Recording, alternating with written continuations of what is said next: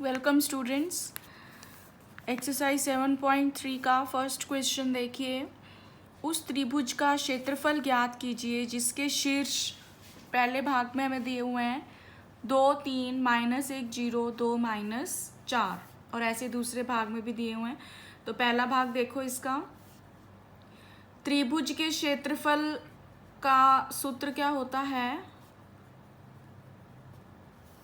पहले हम सूत्र देखेंगे 1/2 x1 y2 minus y3 plus x2 y3 minus y1 और plus x3 y1 minus y2, जहाँ पर ये जो x1 y1 x2 y2 और x3 y3 क्या हैं?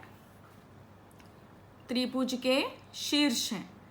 जैसे ये है, ये x1 y1 x2 y2 x3 y3।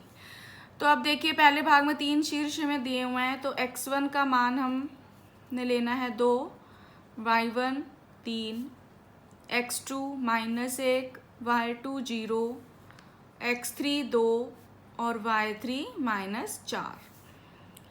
तो त्रिभुज का क्षेत्रफल, इसका मान कितना आ जाएगा? वैल्यू पुट कर देते हैं 1/2 x1 y2 minus y3 plus x2 y3 minus y1 x2 y3 minus y1 फिर plus x3 y1 minus y2। अब इसको हम सॉल्व कर लेंगे तो ये आ जाएगा 1/2, 2 गुना में माइनस माइनस प्लस प्लस, यहाँ पर -1 है और -7 हो जाएगा ये, फिर प्लस 2 गुना 3, तो ये आ जाएगा 8 माइनस माइनस फिर से प्लस 7 और 3 दूनी 6। तो ये बन गया हमारे पास 8 और 7 15, 15 और 6 21। तो ये आ गया 21/2 वर्ग मात्रक। वर्ग मात्रक मतलब स्क्वायर यूनिट्स, क्योंकि क्षेत्रफल है तो वो हमारा वर्ग में आएगा। तो इसलिए हमें ये नहीं दिया हुआ सेंटीमीटर है, मीटर है, क्या है, तो हम इसको जनरली क्या लिख लेते हैं? वर्ग मात्रक। तो इसी तरह से अब दूसरा भाग देखो। दूसरे भाग में भी हमने, अब देखो x1 दिया हुआ है -5 y1 -1 x2 3 y2 -5 x3 5 और y3 2। तो अब इसमें भी हमने त्रिभुज का क्षेत्रफल निकालना है। तो फिर से हमारे पास जो फॉर्मूला है उसमें पुट कर देते हैं। तो 1/2 x1 की वैल्यू रखो -5 y2 फिर से -5 देन -y3 तो -2 फिर प्लस x2 की वैल्यू है 3 फिर y3 2 माइनस y1 -1 और प्लस x3 5 y1 -1 और y2 -5। तो ये हमारे पास आ जाएगा 1/2 -5 गुना -5 और -2 -7 प्लस 3 गुना 2 और माइनस माइनस प्लस 2 और 1 3 प्लस 5 गुना -1 और माइनस माइनस प्लस 5 में से 1 गया 4, ये आ जाएगा। तो ये हमारे पास आ गया। इसको आगे सॉल्व करते हैं। तो ये बन गया हमारे पास 1/2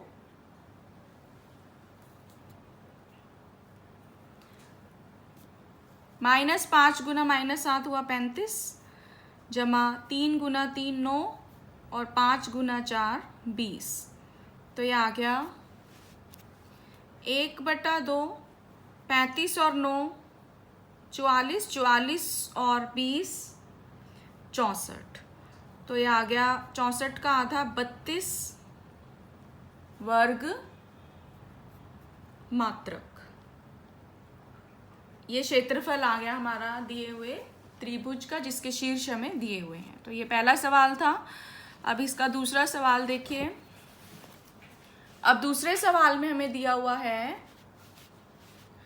निम्नलिखित में से प्रत्येक में k का मान ज्ञात कीजिए ताकि तीनों बिंदु समरेखी हों। अब देखो, इसमें यदि बिंदु समरेखी का क्या मतलब होता है कि जो एक ही लाइन पर हो। जैसे ये 3 बिंदु हैं मान लो, अब वो एक ही लाइन पर होंगे तो हम उन बिंदुओं को क्या कहते हैं, समरेखी। तो बिंदु समरेखी कब होंगे, अब ये एक ही लाइन पे, तो ये त्रिभुज तो नहीं बना रहे।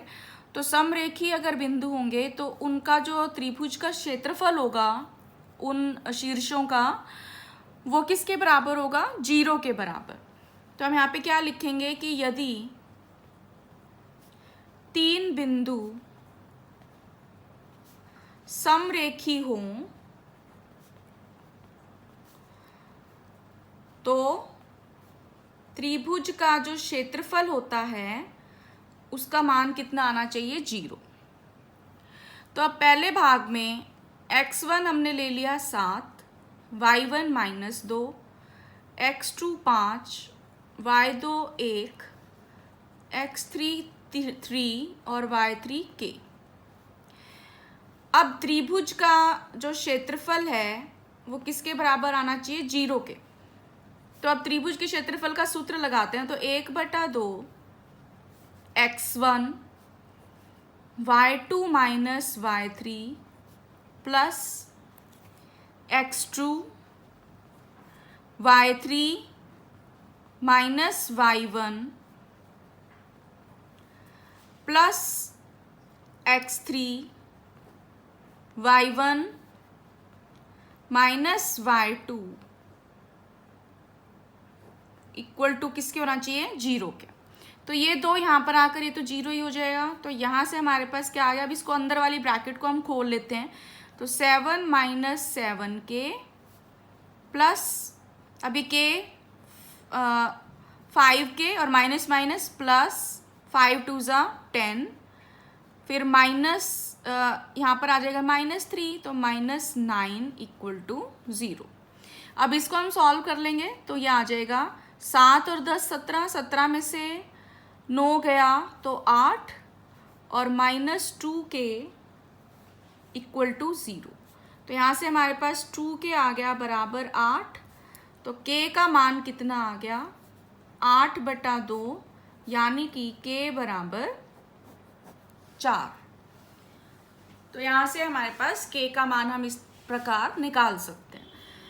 अब इसी तरह से दूसरे भाग में अब x1 दिया हुआ है 8, y1 है 1, x2 है k, y2 है -4, x3 है 2 और y3 है -5। तो इसमें भी त्रिभुज का जो क्षेत्रफल होगा वो किसके बराबर होगा, 0 के। तो 1/2, अब फिर से देखो x1 है 8, y2 -4 minus y3 -5 plus x2 k, y3 -5